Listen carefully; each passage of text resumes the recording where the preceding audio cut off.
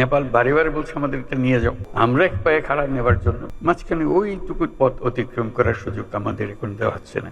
নেপালের যে অবস্থা, ভুটানের যে অবস্থা, ভারতের 7 সিস্টারের একই অবস্থা। দুই পাশে দুই মহাশক্তি আমাদের, ভারত আর চীন, তারা দ্রুত গতিতে এগিয়ে যাবে।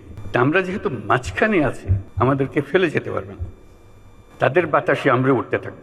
সেই থেকেই আমার বদ্ধমূল ধারণা বাংলাদেশের ভবিষ্যৎ অতি চমৎকার তার অবস্থানের কারণে। তখন দুই জায়ান্টের কথা বলেছিলাম, এখন আর দুই মহাশক্তির কথা বলি একই সঙ্গে, 4 মহাশক্তি। আমাদের কি অপূর্ব সুযোগ, আমাদের সামনেই বিস্তীর্ণ মহাসাগর, আমাদের উপকূলভূমি, সাগরের সঙ্গে আমাদের লাগোয়া, এই একটা মস্ত বড় সুযোগ। পৃথিবীর দরজা আমাদের সামনে খোলা, আমরা দিন ব্যবহার করতে জানিনি। এখন যে মুহূর্তে এটার ব্যবহার শুরু করব, আমাদের অর্থনীতিকে লোহার দড়ি দিয়ে বেঁধে রাখতে পারবে না। এবং আমাদের উত্তরে হলো সে বিখ্যাত হিমালয় পর্বতমালা, যেখানে জমে আছে আমাদের যাবতীয় শক্তি, হাইড্রো পাওয়ার। কত শক্তি দরকার বাংলাদেশের, এখানে সব জমা আছে, হারিয়ে যাচ্ছে না, শুধু নেবার অপেক্ষায়। শুধু প্রতিবেশী দেশের সঙ্গে একটা সম্পর্ক করা, যাতে করে আমরা এই 40 মাইল বা যে দূরত্বটুকু নেপাল আর বাংলাদেশের মধ্যে ওটুকু অতিক্রম করা, আর কিচ্ছু না। নেপাল বারে বারে বলছে আমাদের এটা নিয়ে যাও, আমরা এক পায়ে খাড়া নেবার জন্য মাঝখানে ওইটুকু পথ অতিক্রম করার সুযোগ আমাদের এখন দেওয়া হচ্ছে না। আশা করি তাদের অর্থনৈতিক কারণে সেটা আমাদেরকে দেবে, এটা সবার মঙ্গলের জন্য।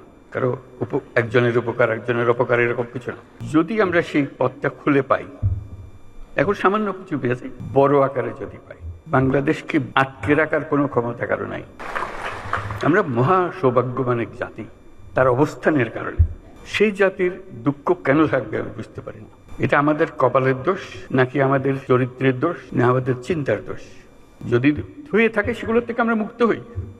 আমরা তো তড়িৎ গতিতে এগিয়ে যেতে চাই, এটা একটা মহা শক্তিধর অর্থনীতি তৈরি হবে। আজকে কুমিরা থেকে টেকনাফ পর্যন্ত যে উপকূলভূমি, সেখানে যদি কাতারে কাতারে সব নৌবন্দর স্থাপন হয়, মাতারবাড়ির গভীর সমুদ্র বন্দর পর্যন্ত যদি আমরা দুনিয়ার সব জাহাজকে আশ্রয় দিতে পারি, তাদের কাজ করার জন্য সুযোগ সুবিধা দিতে পারি, আমাদেরকে আটকাবে কে? এবং শুধু যে সমুদ্র বন্দর আমরা ব্যবহার করব, আমাদের মালামাল যাবে, তা তো না। আমাদের একটা নিজস্ব অর্থনৈতিক অঞ্চল আছে, সেই অঞ্চলটাকে আমরা এখনো খুলতে পারিনি, কিন্তু অঞ্চল অপেক্ষা করছে আমাদের জন্য। আমাদের অঞ্চল হলো উত্তরে হলো নেপাল, আমাদের অঞ্চল। নেপালের সৌভাগ্য, তারা হিমালয় পর্বতের পাদদেশে আছে। দুর্ভাগ্য হলো সমুদ্রের দেখা তাদের হয় না। তাদের সমুদ্র দেখতে হলে আমাদের মাঝখান দিয়ে দেখতে হবে, আমাদের মাধ্যমে দেখতে হবে। সে পথ আমরা করে দিই, আমরা একসঙ্গে অর্থনীতি গড়ে তুলি। তার সমুদ্রের অভাব, আমার পর্বতের অভাব, হাইড্রো, দুই অভাব একসঙ্গে পূরণ করি দুজনে। ভুটান একই কাণ্ড, তারও সমুদ্র দর্শন হয় নাই, তাকে সমুদ্রে আসতে হলে আমার পথ দিয়ে আসতে হবে, আমরা তাকে স্বাগত জানাই। তেমনি ভারতের পূর্বাঞ্চল, নেপালের যে অবস্থা, ভুটানের যে অবস্থা, ভারতের 7 সিস্টারের একই অবস্থা। তার সমুদ্র দর্শন তার হয় না, হবে না। তার সঙ্গে আমরা যোগ দিয়ে একসঙ্গে আমাদের যে সমুদ্র বন্দর, তাদের মাল আনা নেওয়া করবে, আমাদের মাল তাদের কাছে যাবে, তাদের অর্থনীতি আমাদের অর্থনীতি একসঙ্গে জাগবে। তারাও খুব কষ্টের অবস্থায় আছে, তারা খুব ভালো অবস্থায় নেই। তারা এই সুযোগ পেলে তারাও আনন্দিত, তাদের ব্যবসা আমাদের ব্যবসা রমরমা ব্যবসা হবে, একসঙ্গে ব্যবসা হবে।